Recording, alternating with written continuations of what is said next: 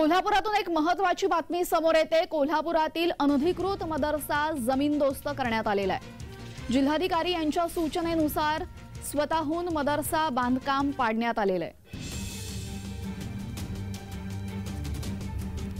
कोल्हापुरातील अनधिकृत मदरसा जमीनदोस्त करण्यात आलेला आहे। आपण बघू शकतो ही दृश्य कोल्हापुरातली दृश्य आहे। अनधिकृतरित्या इथं मदरसा चालू होता आणि हा मदरसा आता पाडण्यात आलेला आहे। जिल्हाधिकाऱ्यांनी दिलेल्या आदेशानुसार हा मदरसा आता पाडण्यात आलेला आहे। कोल्हापूरमध्ये काल धक्कादायक घटना घडली।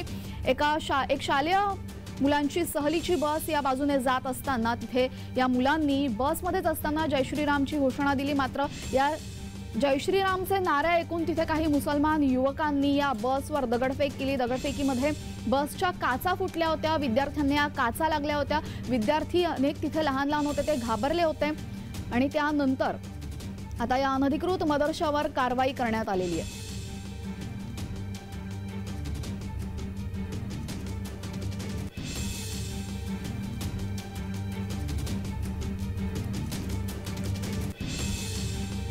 कोल्हापुरातील अनधिकृत मदरसा जमीनदोस्त करण्यात आलेला आहे। जिल्हाधिकाऱ्यांनी दिलेल्या आदेशानंतर कोल्हापुरातला हा मदरसा जमीनदोस्त।